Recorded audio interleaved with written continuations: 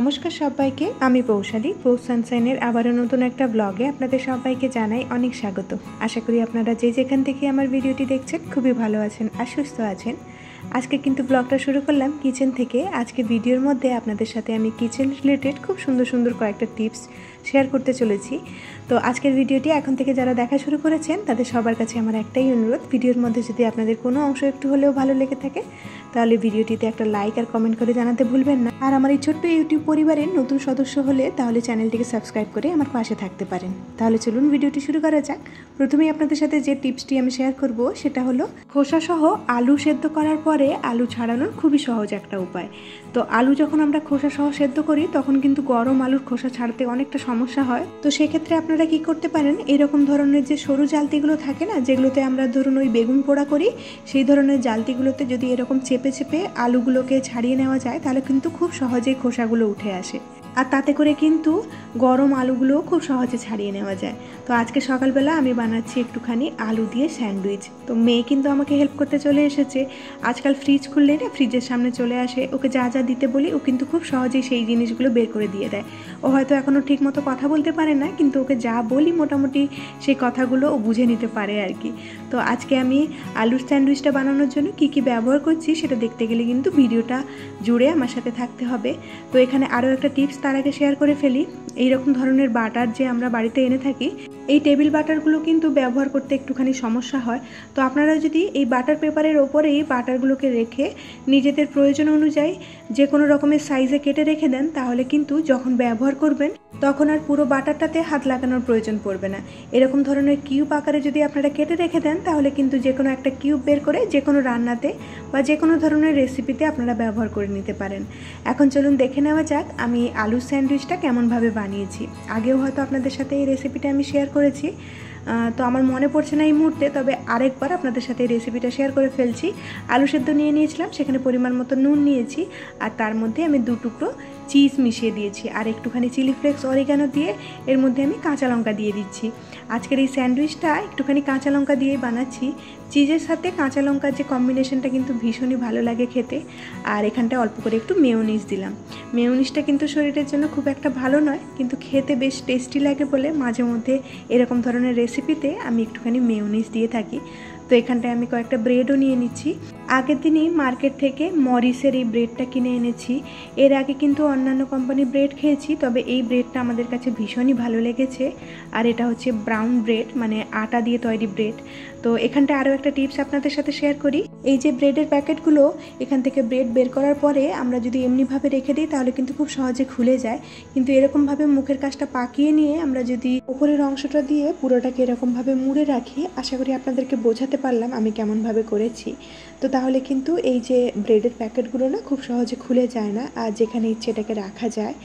তো আশা করি এই টিপসটা আপনাদের ভালো লাগলো। কেমন লেগেছে অবশ্যই কমেন্ট বক্সে আমাকে জানাতে ভুলবেন না। তো এখানটায় আমি স্যান্ডউইচটা বানিয়ে নিচ্ছি। প্রথমেই না ব্রেডের ওপর একটুখানি টমেটো কেচাপ লাগিয়ে নিচ্ছি। কেচাপের প্যাকেটটা দেখেছি একদম শেষ হয়ে গিয়েছিল, কিন্তু ওটাকে ওই কোনো রকমভাবে কাজ চালিয়ে নিচ্ছি। ছোট থেকে এরকম একটা সাধারণ পরিবারে বড় হয়েছি, যেখানটায় টুথপেস্ট শেষ হয়ে গেলে কেটে ভেতরের অংশটা যতক্ষণ না শেষ করছি ততক্ষণ অবধি টুথপেস্টটা ফেলতাম না। তো এখানটাতে আমি তাই করেছি। আজকে আমার টমেটো কেচাপের যে প্যাকেটটা ওটা না একদম শেষ হয়ে গিয়েছিল, তো সেটাকে কেটে আমি ভেতর থেকে বের করেছি। আর এই যে এখানটায় ভেতরে স্টাফিং দেওয়ার পরে কিন্তু আমি গ্রিলারে করে গ্রিল করে নিচ্ছি। আর এখানটায় অল্প যেটুকু আলু সেদ্ধ রেখেছিলাম সেটা দিয়ে কর্তামশাই এখন মুড়ি মাখছে। আর এই যে আমার কিন্তু প্রথম দুটো স্যান্ডউইচ রেডি হয়ে গিয়েছে, খুব সুন্দরভাবে গ্রিলও হয়ে গিয়েছে, আর ভেতরটা দেখতে ঠিক এরকম লাগছে। খেতে কিন্তু ভীষণই টেস্টি হয়েছিল। আর এই স্যান্ডউইচটা বানানো না খুবই ইজি। আপনারা চাইলে কিন্তু আপনাদের ছোট বেবিদেরকে টিফিনেও এটা বানিয়ে দিতে পারেন, তাছাড়া হাজব্যান্ডদেরকেও টিফিনে বানিয়ে দিতে পারেন এটা। আর এখানটায় আমি অল্প করে একটু দুধ নিয়ে নিচ্ছি। আর আমার হাজব্যান্ডের কিন্তু অলরেডি মুড়ি খাওয়া শেষ হয়ে গিয়েছে, আর আমার জন্য অল্প একটুখানি মুড়ি রেখেছে। আর আমি অনেক জোর জবরদস্তি করার পরে ও অল্প একটুখানি স্যান্ডউইচও খাচ্ছে আমার সাথে। ব্রেকফাস্ট করার পরে এখন চলে এসেছি আমাদের রুমের বারান্দাতে। এখানটাতেও আমার কয়েকটা গাছ লাগানো রয়েছে, যদিও এখানটাতে খুব একটা বেশি রোদ্দুর আসে না, তাই ইনডোর প্ল্যান্ট ব্যতীত আমি বাড়িতে কিছু গাছ রাখতে পারি না। তো শীত তো চলেই গিয়েছে, আর এখন গরম পড়ার আগে ভাবছি গাছগুলোকে একটুখানি যত্ন নিয়ে নিই। তো এখানটায় দেখতেই পাচ্ছেন মাটিগুলোকে উপর থেকে একটুখানি খুঁচিয়ে নিয়ে এর মধ্যে আমি একটু ভার্মি কম্পোস্ট দিয়ে দিচ্ছি। তো আপনাদের সাথে না ডিটেলসে আমি একটা ভিডিও শেয়ার করব যে ইনডোর প্ল্যান্টের যত্ন কিভাবে রাখতে হয়। আমি যদিও এখন গাছের ব্যাপারে খুবই নতুন, তো ধীরে ধীরে আমি জিনিসগুলো শিখি, আমি রপ্ত করলে তারপরে আপনাদের সাথে শেয়ার করব। তো এই গাছটা যে একটু আগে দেখলেন সেটা কিন্তু আমার হাজব্যান্ডের খুবই প্রিয় একটা গাছ, আর আমার মেয়েও কিন্তু আমার সাথে এখানটায় লেগে পড়েছে গাছগুলোর একটু যত্ন নেওয়ার জন্য। তো এখানটা প্রত্যেকটা গাছের রিকোয়ারমেন্ট দেখে আমরা প্রত্যেকটা গাছকে সার দেওয়া হোক, মাটি দেওয়া হোক, সেই সমস্ত কিছু করে ফেলেছি। আর এই বারান্দাটা এতটা বেশি নোংরা হয়ে গিয়েছিল, তো এখন আমি একটু ঝাড়ু দিয়ে নিচ্ছি আর একটুখানি জল দিয়ে ধুয়ে নেব। এই বারান্দাতে না খুব একটা বেশি জল টল ঢালা যায় না, কারণ আমাদের এই বারান্দাতে জল ঢাললে নিচে যে রুমে যারা থাকে তাদের কাছে গিয়ে জলগুলো পড়ে। তো এখানটাতে যে গাছ লাগিয়েছি খুবই সাবধানে এখানটায় জল দিতে হয়, যাতে বারান্দাটা খুব একটা বেশি নোংরা না হয়। তো এখানকার গাছগুলো আমার কাছে খুবই প্রিয় গাছ, খুব যত্ন করে এগুলোকে রেখেছি। কিন্তু কয়েকটা গাছ দেখলাম একটু একটু শুকিয়ে যাচ্ছে, তো ওগুলো নিয়ে একটুখানি চিন্তায় আছি। ওগুলোকে একটুখানি সুস্থ করে তুললে আপনাদের সাথে একটা ডিটেলসে আমি ভিডিও শেয়ার করব ভাবছি, যে ইনডোর প্ল্যান্টের যত্নটা কিভাবে নিতে হয়। তো এই যে আমার এখানটায় কিন্তু বারান্দাটা খুব সুন্দরভাবে ধোয়া হয়ে গিয়েছে, আর আজকে একটুখানি ওয়াশিং মেশিনও চালিয়ে নেব।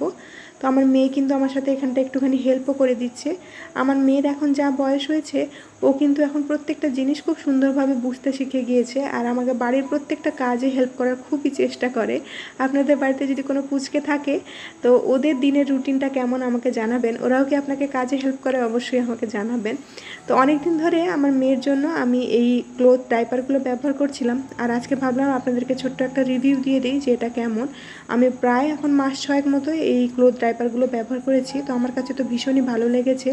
এই যে ওপরে কাপড়গুলো দেখছেন, এটা মোটামুটি 3 থেকে 4খানা পি অ্যাবজর্ব করে নেয়। আর এখানটায় যে বাটনগুলো আছে, আপনাদের বেবিদের ওয়েস্ট অনুযায়ী কিন্তু এটাকে অ্যাডজাস্ট করা যায়। মানে বাচ্চারা যদি একটুখানি মোটাসোটাও হয় আর একটু রোগাও হয়, তাতে কিন্তু খুব সুন্দরভাবে এটা বাচ্চাদের কোমরে আটকে দেওয়া যায়। বেশ কিছু মাস আগে আমার কেনা এই ক্লথ ডাইপারগুলো আমি কিন্তু খুব ভয় ভয় কিনেছিলাম, তো ভেবেছিলাম কেমন হবে না হবে, কিন্তু দেখলাম এখন খুবই ভালো। মোটামুটি 4টে মতো থাকলে সারাদিনের যে ডাইপারের রিকোয়ারমেন্টটা কিন্তু ফুলফিল করে দেয়। আর বাচ্চাদেরকে এটা পরালে কিন্তু র্যাশ হওয়ারও সম্ভাবনা থাকে না। তো আমি ভাবছি নেক্সট আরও 2টো মতো কিনে নেব। আপনাদের মধ্যে যদি কেউ এটা ব্যবহার করে থাকেন তাহলে অবশ্যই আমাকে রিভিউ দেবেন, আর যদি না ব্যবহার করে থাকেন তাহলে অবশ্যই একটা কিনে দেখতে পারেন। 3 বছর অবধি বেবিদেরকে কিন্তু এটা খুব সহজেই পরানো যায়। আর এখানটায় আমি মেয়েকেও স্নান করিয়ে নিয়েছিলাম, তার সাথে আমিও স্নান করে নিয়েছি, আর একটুখানি রেডি হয়ে আমি চলে এসেছি এখানে পুজো করতে। যখনই পুজো করি সবসময় তো ও চলেই আসে, তবে আজকাল কি করে, ঠাকুরকে যে প্রসাদটা আমি দিই না, ওকেও একটা করে দিতে হয়। মানে ঠাকুরকে দেওয়ার আগে আগে ওকে দিতে হয়, তা না হলে কিন্তু ঠাকুরের প্লেট থেকে ও তুলে নিতে পারে। তো ওকে আগে দিয়ে সন্তুষ্ট করি, তারপরে ঠাকুরকে ভোগ দিই আর কি। তো এখানটায় আমি ঠাকুরকে পুজো করে নেব, তারপরে যাব আমি রান্নাতে।